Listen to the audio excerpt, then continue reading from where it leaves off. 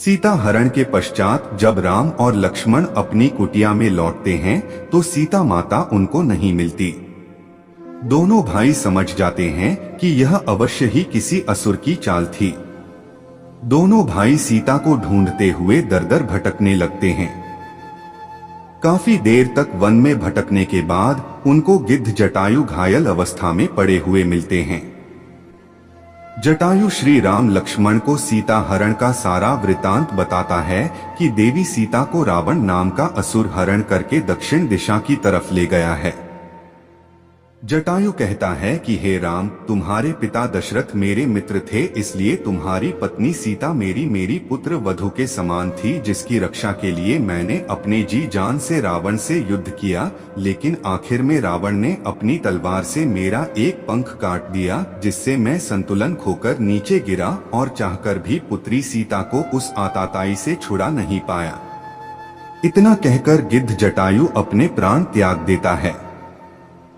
श्री राम एक पुत्र की तरह जटायु का अंतिम संस्कार करते हैं तथा सीता की खोज में दक्षिण की तरफ चल देते हैं। बहुत समय तक वन में भटकते हुए उन पर एक लंबी भुजाओं वाला राक्षस आक्रमण करता है।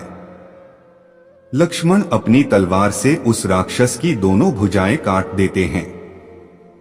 तब वह राक्षस श्री राम को बताता है कि वह एक गंधर्व है और ऋषि के शाप के कारण ऐसा बन गया है। यदि कृपया करके आप मेरे पूरे शरीर का अंतिम संस्कार करेंगे तो मैं श्राप से मुक्त हो जाऊंगा। तब मैं आपकी पत्नी सीता तक पहुंचने में आपकी सहायता करूंगा। तब श्री राम लक्ष्मण से लकड़ियां एकत्रित करने के लिए कहते हैं और उस विशाल राक्षस का पूरे शरीर के साथ अंतिम संस्कार करते हैं। अंतिम संस्कार करने के बाद वह राक्षस एक रूपवान गंधर्व बन जाता है और श्री राम को बताता है कि आपकी पत्नी को लंका का राजा रावण हरण करके ले गया है। मैं अपने दिव्य ज्ञान से यह देख सकता हूँ कि आपकी मित्रता वानर राज सुग्रीव से होगी, जिसकी सहायता से आप अपने कार्य में सफल होंगे तथा रावण पर विजय प्राप्त करेंगे।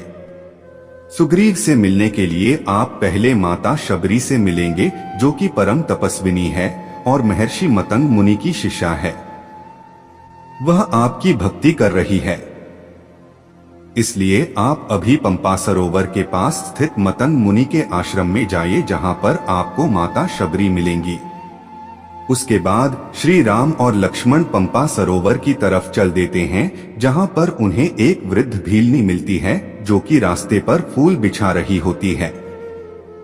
वह वृद्ध भीलनी परम तपस्विनी माता शबरी थी, जो कि अपने भगवान श्री राम के आने के लिए कुटिया के रास्ते पर हर दिन फूल बिछाती थी, ताकि जब श्री राम आए तो उनके पैर में कोई कांटा ना लगे।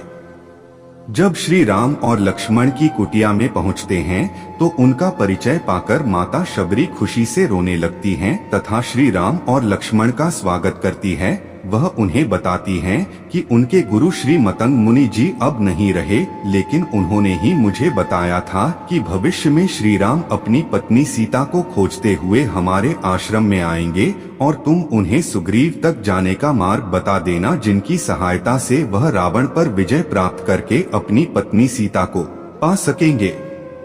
माता शबरी श्री राम और लक्ष्मण को भोजन के रूप में अपने द्वारा लाए गए बेर देती है। शबरी श्री राम के लिए आश्रम के वृक्षों से प्रतिदिन बेर चख चख कर अपनी टोकरी में रखती, ताकि श्री राम के लिए केवल मीठे बेर ला सके। शबरी द्वारा चखकर इकट्ठे किए हुए बेर भी श्री राम बड़े आदर भाव से खाते हैं, क्योंकि वह जानते थे कि वह बेर झूठे होते हुए भी स्नेह और भक्ति भाव से परिपूर्ण है। शबरी मतंग मुनि के बाद केवल इसीलिए रही कि वह श्री राम के दर्शन करना चाहती थी। आठ श्री राम से मिलने के पश्चात शबरी उनको बताती है कि पंपा सरोवर के दक्षिण तट की तरफ ऋषि मुख पर्वत है, जिसके शिखर पर वानर राज सुग्रीव अपने 4 मंत्रियों के साथ वास करते हैं और वहीं पर आपको अपने परम भक्त हनुमान से भी भेंट होगी। उसके पश्चात शबरी शरीर अपने परम धाम को चली जाती है।